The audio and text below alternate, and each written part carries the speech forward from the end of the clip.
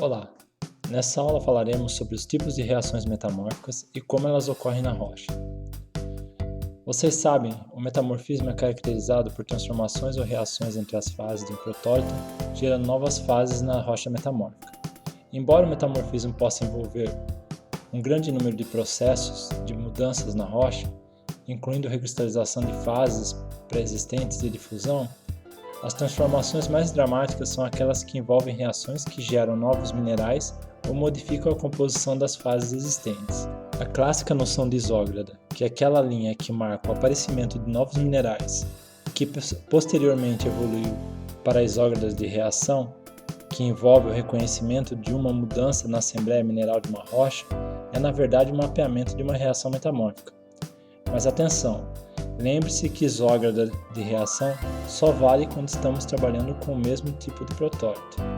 Aliás, mais recentemente tem-se reconhecido que também o desaparecimento de um certo mineral no campo representa uma isógrada, como por exemplo o desaparecimento de muscovita para a formação de feldspato potássico ao longo da face anfibolito de metapelitos.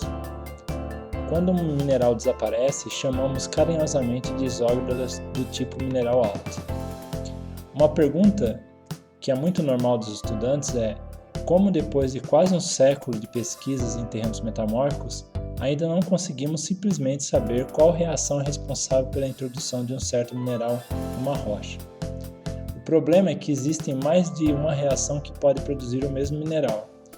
Existem, por exemplo, 23 reações que podem formar biotita. E aí surge uma outra pergunta: mas então qual reação forma a isógrada biotita? E a resposta é: depende dos minerais que estão reagindo. E por isso deve-se ter muita cautela ao usar um único mineral como isógrada. Não é à toa que o nosso curso de Petrografia de Rochas Metamórficas é estruturado de maneira que vocês consigam ter pelo menos uma ideia das reações que ocorrem nos diferentes tipos de rocha ao longo do metamorfismo progressivo. Bom, mas o nosso intuito hoje é passar pelos diferentes tipos de reações metamórficas que podem ocorrer em uma rocha.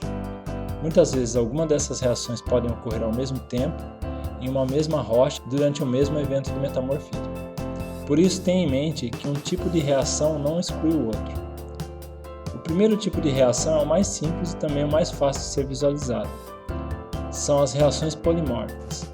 Como vocês sabem, reações polimórficas são aquelas que ocorrem dentro de um sistema com um único componente, como por exemplo os polimorfos de quartzo, aluminosilicatados, carbonos, carbonatos, entre outros.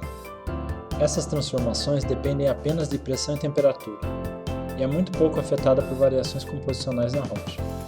A presença de dois polimorfos coexistindo em uma mesma rocha geralmente é indicativo de que as condições metamórficas em que a rocha se formou correspondem ao equilíbrio ao longo de uma curva univariante, ou curva de reação se preferir. Entretanto, como já foi ilustrado em aula passada e como veremos logo mais, nem sempre isso é verdade, e muitas vezes trata-se apenas da persistência metastável de uma das fases do sistema. Quando a ocorrência de dois polimorfos caracteriza um equilíbrio real, temos uma excelente informação geológica nas mãos, pois, tendo-se uma estimativa independente de pressão, por exemplo, consegue-se achar a temperatura e vice-versa. Uma outra coisa importante nas reações entre polimorfos é que a maioria dessas reações envolve pequenas mudanças de volume e entropia, e portanto a diferença de energia livre de Gibbs entre polimorfos é pequena.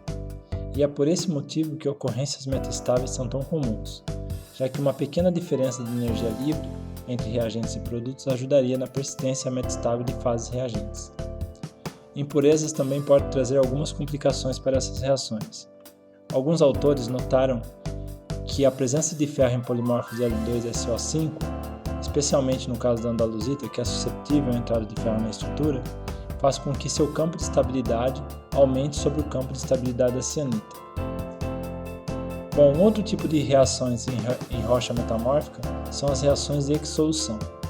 Essas reações ocorrem em minerais que formam solução sólida e geralmente durante o resfriamento, mais comumente ainda em processo de descompressão. Nesse caso, quando a solvos é atingida, alguns minerais compostos por solução sólida se desmisturam dentro do range de composição da solução sólida, e alguns exemplos comuns desse tipo de reação são exsolução de feldspato alcalino, exsolução de ortopiroxene e clorpiroxene, o GAP da peristerita, exsolução de calcita e dolomita, etc. A exsolução não necessariamente envolve minerais de uma mesma família. Por exemplo, piroxênio de alta pressão pode dissolver Al2O3. Ou quando exumado, piroxênios ricos em alumínio podem dissolver granado e plagioclásio. A textura gerada durante o processo de dissolução são fáceis de serem identificadas e geralmente envolve o desenvolvimento de rods orientados cristalograficamente ou lamelas de dissolução no mineral dissolvido. Mas eventualmente grãos grandes e distintos podem se formar se a difusão, nesse caso, for favorecida. Outro tipo de reação são as reações de transferência, ou net transfer. Esse tipo de reação envolve somente sólidos, e nesse caso, matéria é transferida de um local para outro para que a reação ocorra. Ela difere das reações de troca, que veremos logo mais, pelo fato de que essas reações mudam a composição modal dos minerais na rocha, já que se tratam de reações que formam novos minerais a partir de minerais reagentes. Um bom exemplo de reação desse tipo é a reação de albita mais quartzo gerando jadeíta, ou então a reação de enstatita mais anortita gerando diopsídio mais silimanita. Apesar de ser uma reação que envolve somente fases sólidas, é importante ressaltar que os minerais envolvidos em reações de transferência podem conter voláteis, porém esses voláteis são conservados durante a reação e o que definirá esse tipo de reação é que não haverá fluido sendo gerado ou consumido durante a mesma. Um exemplo de reação envolvendo minerais hidratados é a reação de talco mais enstatita gerando o anfibólio antofilita.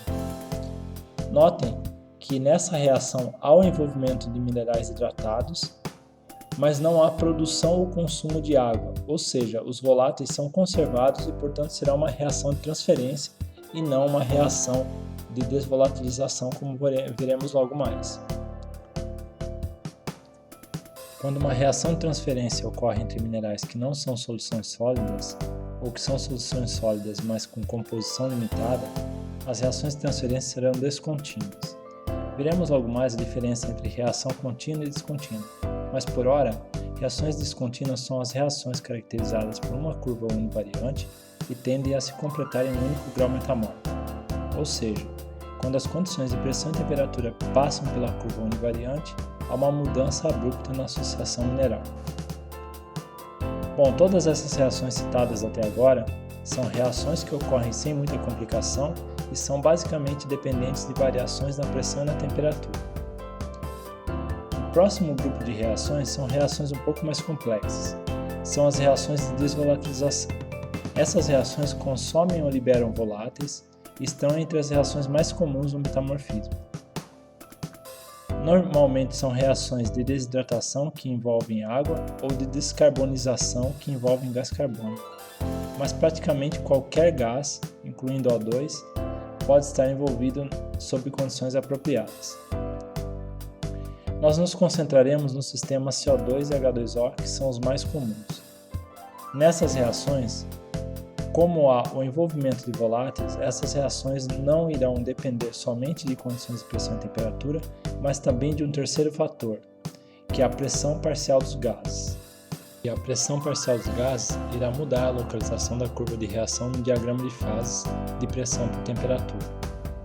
Nesse exemplo, temos a reação de quartzo e muscovita para gerar fluorespato potássico, alumínio silicato e água. É, portanto, uma reação de desidratação e marca o desaparecimento do muscovita em rochas períticas. A posição da curva de reação, mais à direita, representa o equilíbrio entre reagentes e produtos sob condições saturadas em água, ou seja, quando a pressão de fluido é igual à pressão litostática. Note que conforme a pressão de água muda, ou seja, é reduzida, a reação passa a ocorrer em temperaturas menores. Isso porque quanto menor a pressão de fluido em relação à pressão litostática, mais voláteis terão que ser produzidos para compensar essa diferença. E isso, de certa forma, empurrará a curva de reação para temperaturas menores, expandir o campo de estabilidade de fluorespato potássico, alumínio silicato e água. Com isso, aparece um ponto importante, que é o fato de que uma isógrada de reação baseada em uma curva de desvolatilização é sensível à pressão parcial dos fluidos envolvidos na reação. Essa pressão parcial de fluidos pode se tornar menor que a pressão litostática por dois motivos. O primeiro é se o fluido sai da rocha, por exemplo, a instalação de uma falha causada por um sismo, ou quando a pressão de fluido permanece igual à pressão litostática, mas a água começa a ficar diluída em relação aos outros componentes voláteis, como por exemplo o CO2. Um outro ponto que deve ser notado em relação às reações envolvendo voláteis é que normalmente são curvas que possuem uma concavidade em baixas pressões. Isso porque a inclinação da curva de reação é determinada pela equação de Clapeyron. Como vocês sabem, a taxa de variação de pressão em relação à variação de temperatura em um ponto ao longo de uma curva de reação é determinada por uma função limite, que é uma derivada da pressão em relação à temperatura. Vocês verão na aula de termodinâmica das reações que essa derivada de pressão em relação à temperatura pode ser substituída pela variação de entropia dividida pela variação de volume. Ou seja, é a diferença de entropia entre produtos e reagentes da reação dividido pela diferença de volume entre produtos e reagentes da reação que controla a inclinação ao longo de diferentes valores de pressão. Como sob pressões mais baixas os fluidos possuem um alto volume, a curva tende a ter uma inclinação bem menos acentuada em pressões muito baixas. Só que gases são altamente compressíveis, por isso essas curvas tendem a mudar rapidamente e ficar mais inclinado sob condições de pressão baixa, pois a variação de volume decresce mais rapidamente que a variação de entropia entre produtos e reagentes envolvendo gases. Em pressões muito altas, os voláteis se tornam tão comprimidos que a curva vira ao contrário, chegando a ficar com inclinação invertida, ou seja, negativa. Como essas reações são altamente dependentes de pressão de fluido e como a proporção entre os diferentes tipos de voláteis também influencia na posição da curva de reação, uma forma alternativa de representar essas reações são através de diagramas de temperatura versus composição de fluido ou diagramas do tipo TX. H2O e CO2 são de longe os voláteis mais comuns no metamorfismo. Portanto, o X na maioria desses diagramas é dado pela fração molar de CO2 ou H2O. Esses diagramas normalmente são construídos para pressões litostáticas fixas, como por exemplo esse diagrama da figura. Notem que é um diagrama isobárico, notem que a reação é a mesma já citada anteriormente, ou seja, a reação de muscovita gerando fosfato potássico e alumínio silicado. Os pontos ao longo da curva de reação representam os pontos no gráfico de pressão versus temperatura, mostrado anteriormente. Todas as curvas de desidratação terão formatos parecidos. Elas possuem uma inclinação mais suave em direção à proporção onde a água é mais pura e fica cada vez mais inclinada em direção a uma maior proporção de CO2. Importante notar que nesse caso, a temperatura em que a reação ocorre irá variar bastante conforme a proporção de volátil na mistura. Em alguns casos, essa diferença pode chegar a 200 graus Celsius. O que implica que ao se trabalhar com reações como essa, é necessário que se tenha uma boa ideia da fração molar das fases fluidas durante a reação.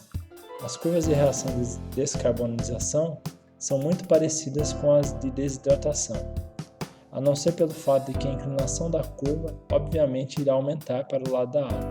Existe um outro ponto importante a se analisar em reações de desvolatilização, que é quando o sistema é permeável, os fluidos são livres para migrar e sair do sistema. Isso implica que se uma grande quantidade de fluido que foi gerada em grandes profundidades passa continuamente por um certo volume de rocha na crosta, a composição de fluido dessas rochas então passará a ser controlada por um reservatório externo, o que configura um sistema aberto. E essa passagem de fluido vindo de outro local poderá afetar o equilíbrio mineral das rochas mais rasas. Entretanto, quando a permeabilidade é baixa, os fluidos permanecem no local e tendem a se equilibrar com os minerais presentes na rocha, formando assim um sistema fechado. Para ilustrar essa diferença entre sistema aberto e sistema fechado e o que ocorre nos dois casos, vamos usar essa figura. Nela temos duas reações. A reação de mais baixa temperatura é uma reação de desidratação e a outra de descarbonização. A rocha inicial é um mármore com calcita, tremolita e quartzo. Vamos imaginar que a fração molar de água na rocha inicial seja de 0,8. ou seja, 0,2 de CO2 e 0,8 de água. Ao aquecermos essa rocha, a fração molar de água permanece a mesma e deverá atingir a curva de reação em torno de 410 graus Celsius. Quando a temperatura atingir a curva de reação, a mesma deverá produzir para cada tremolita consumida diopsídio, além de 3 mols de CO2 para cada mol de H2O. Vamos então assumir, primeiro, que nesse sistema o fluido produzido pela reação sai da rocha, ou seja, trata-se de um sistema aberto com permeabilidade. Nesse caso, o excesso de CO2 produzido irá sair do sistema e a reação continuará ocorrendo em 410 graus Celsius, até que todo o tremolita da rocha seja consumido. Após o término da reação, a rocha poderá continuar seu caminho em direção a temperaturas mais altas, sem mudar a proporção de H2O e CO2.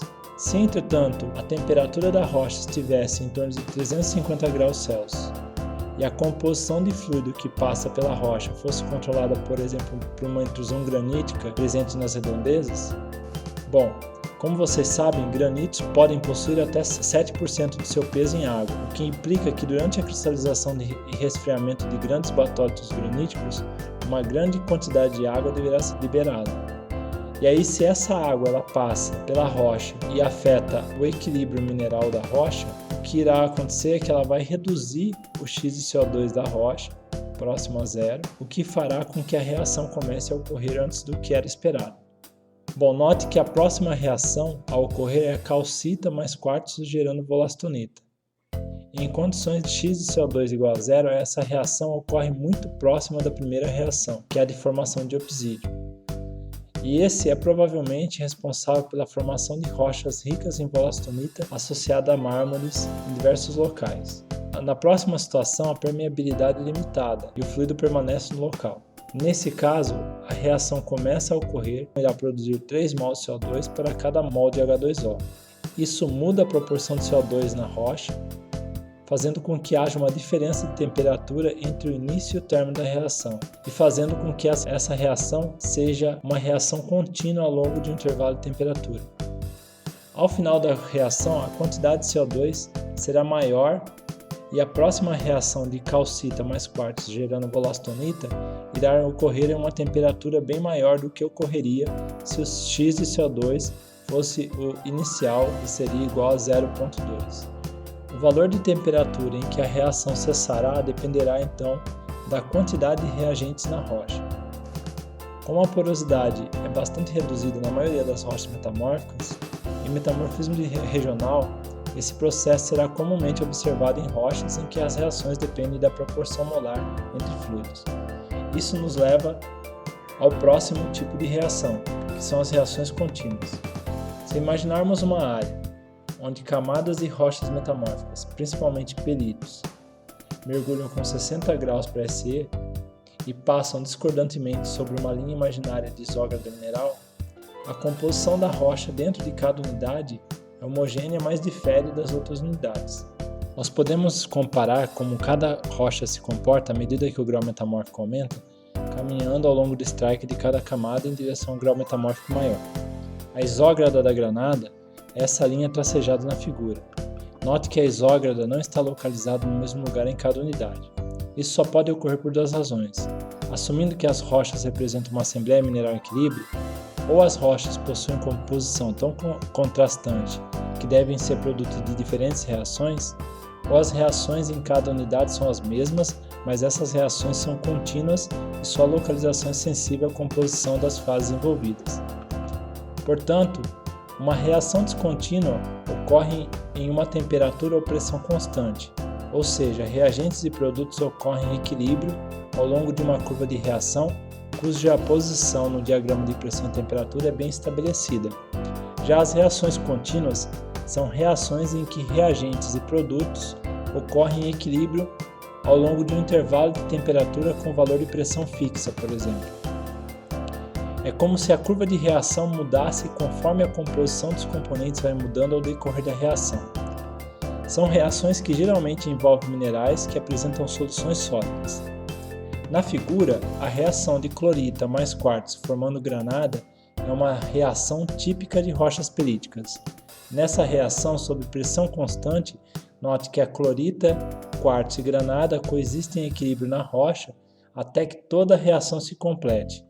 Ao mesmo tempo, conforme a reação entre clorita e quartzo vai ocorrendo, a composição da clorita, que ainda não reagiu, vai mudando, causando uma mudança na posição da curva de reação.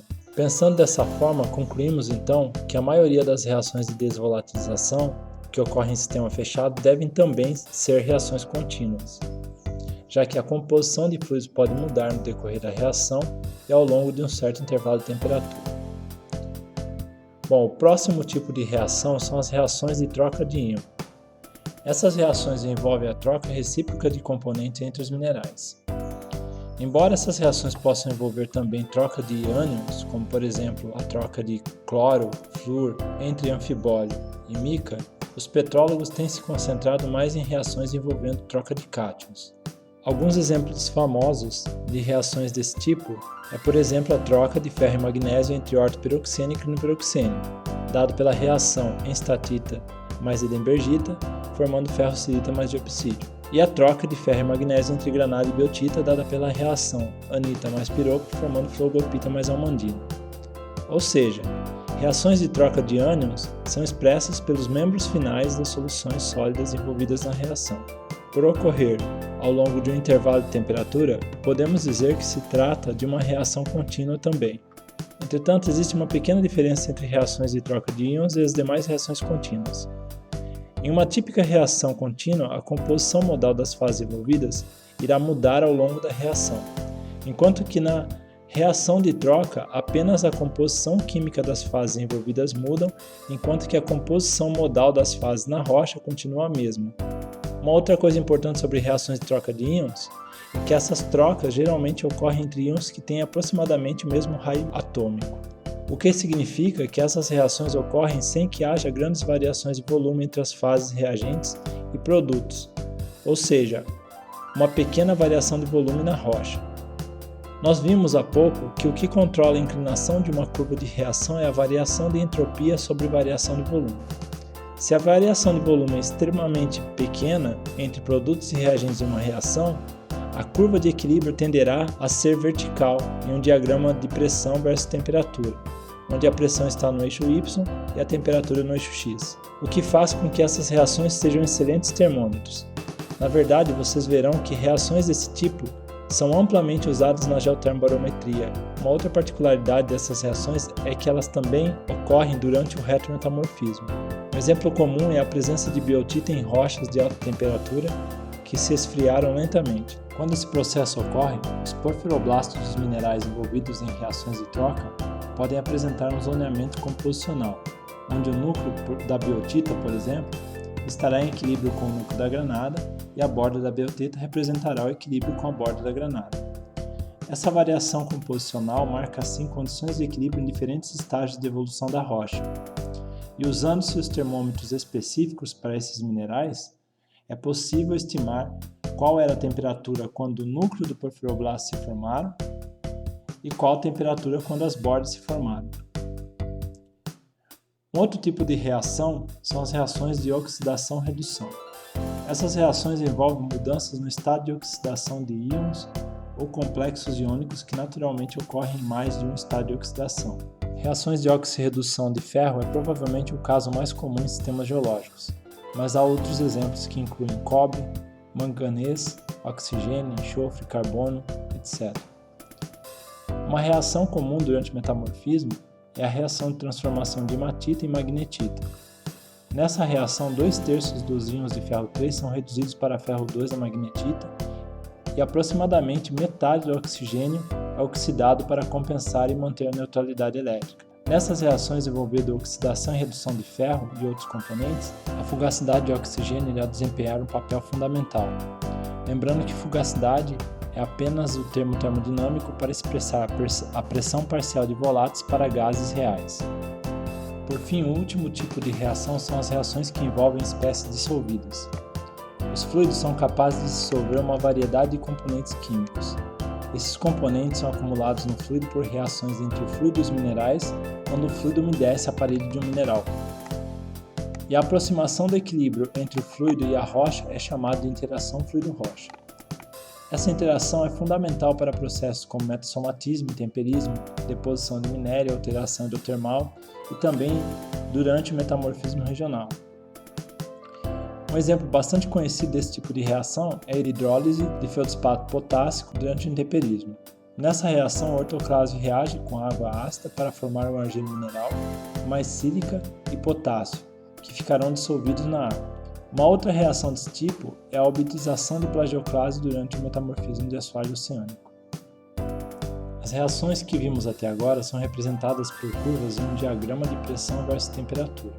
Na maioria das vezes, esses diagramas são chamados de grids petrogenéticos, que são diagramas de fase composicionais que foram construídos para um sistema químico específico com certos componentes e geralmente representam um tipo de rocha. Esses diagramas ilustram várias reações importantes para aquele sistema. Quando foi proposto por Bohm em 1940, a ideia era a completa caracterização de todas as assembleias minerais estáveis presentes nos campos de variantes possíveis na natureza, mas logo percebeu-se que trata-se de uma tarefa que não será finalizada tão cedo, pois cada reação necessitaria de experimentos e cálculos para que se pudesse estabelecer as curvas de reação. E muitas reações contínuas envolvendo soluções sólidas seriam ainda mais trabalhosas para se determinar. Atualmente, os grids petrogenéticos são diagramas parcialmente completos. São construídos para sistemas específicos e escolher o sistema químico apropriado e as reações que serão usadas requer a combinação de um bom trabalho de laboratório, utilizando uma suíte de rochas bem definidas e um bom senso de julgamento. A maioria dos grids petrogenéticos são construídos para sistemas com 3 a 6 componentes e compreende uma seleção de reações mais importantes. Como somente algumas reações são selecionadas, eles não possuem a topologia completa de todas as curvas univariantes e pontos invariantes segundo as regras de fase. São boas ferramentas para o estudo do metamorfismo de determinadas rochas em uma área, mas determinações mais precisas necessitam de ferramentas mais avançadas como geotermobarometria e construção de pseudo-seções. As pseudo-seções são diagramas que, ao invés de mostrar as curvas univariantes, mostram os campos de estabilidade de associações minerais para uma rocha de composição específica e usando reações específicas para a rocha em questão.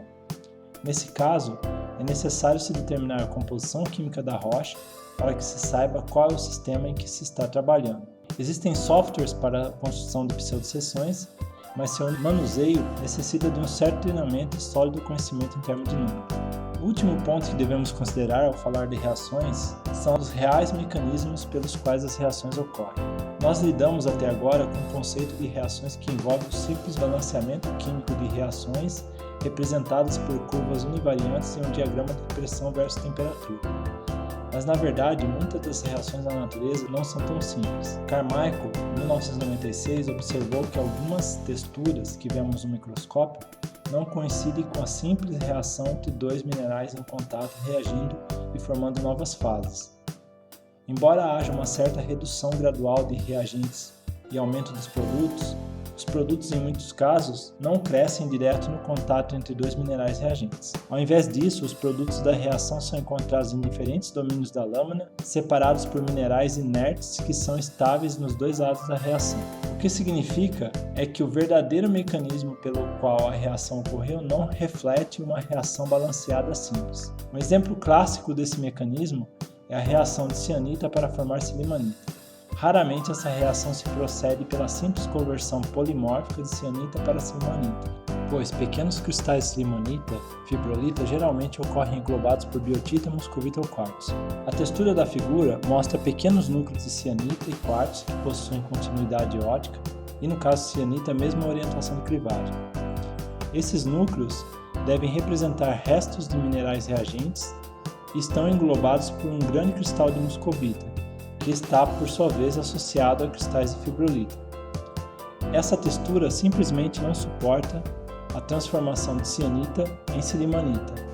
O que houve nesse caso foi a dissolução e transporte em pequena escala. Assumindo que a L2O3 é notavelmente um elemento imóvel, Carmichael propôs que a cianita é quebrada por uma reação que consome quartzo e potássio e produz muscovita. Posteriormente, a muscovita é consumida para a produção de sillimanita e quartzo, mais água e potássio. Essa reação sugere uma fonte externa para o potássio, que pode ser um granito nas redondezas. O autor propôs um grande número de outras reações desse tipo, sugerindo que em reações envolvendo espécies dissolvidas com fluido catalisando reações, como o exemplo da figura, são muito mais comuns do que se imagina. Bom pessoal, por hoje é só, espero que tenham conseguido entender o conteúdo. Nos vemos então logo mais no chat para tirar dúvidas.